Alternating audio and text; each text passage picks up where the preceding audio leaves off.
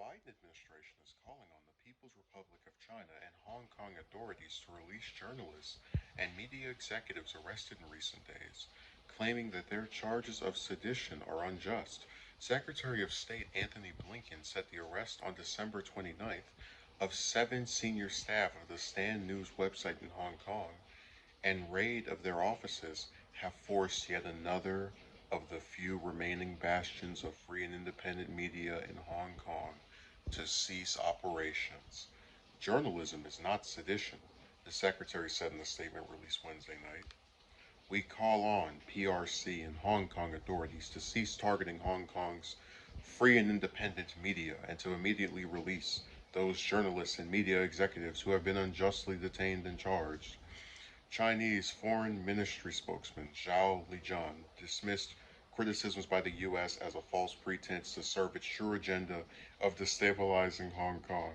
China views international criticisms as interfering in its domestic affairs, which is ridiculous, but whatever.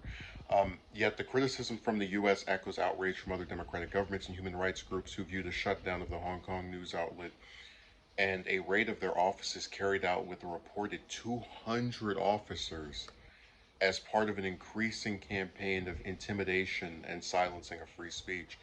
Hong Kong authorities on Thursday charged two former senior Stand News editors with conspiring to publish seditious materials and denied them bail.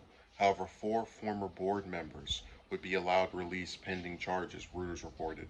Those released included Denise Ho, a popular singer, and prominent pro democracy activist based in Hong Kong who holds Canadian citizenship. I think she got released for her prominence. Human Rights Foundation had earlier criticized Ho's arrest and called the shutdown of Stand News and arrest of its employees a grave miscarriage of justice. How many more innocent individuals in Hong Kong must be arrested before the international community responds? HRF Chairman Gary Kasparov said in a statement, "We stand in solidarity with Ho and all the brave individuals wrongly imprisoned for simply exercising their basic rights." So, I could come on here and give my usual thing about how the U.S. Is a joke when it comes to free speech. As we mentioned before, Obama had the Espionage Act and used it 6 times to imprison journalists who were investigating his war crimes. But I also could throw in that a lot of the U.S.'s criticisms against China seem to be based around wanting them to fail economically and just kind of looking for any way they can to criticize them. However, given that there are other groups and countries who are criticizing China for doing this, I'll not necessarily let it slide, but I will admit the validity of their outrage over this. Um, I had no idea. Just when I read the story, I thought, okay, they probably had a couple of guys go in there and arrest these people. 200 officers just descend on this building like something out of a Call of Duty video game with, a massive multiplayer thing and just swarm in and arrest all these people. And it's so funny to watch individuals on the internet, right? When YouTube gets rid of the dislike button, when somebody disables their comment section, but you can still write something somewhere else on the very same website, complain about their free speech being silenced, but then you see this and you realize what actual silencing of free speech is.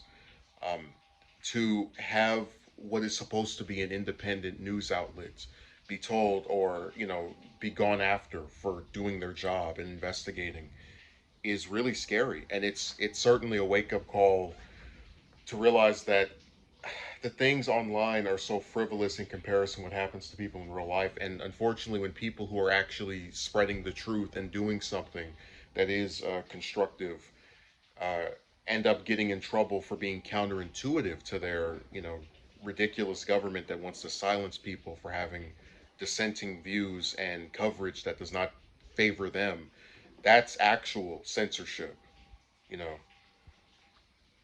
because they don't have another office to go to. They're not, being barred from only saying this in one building. They're being put in jail in this large amount.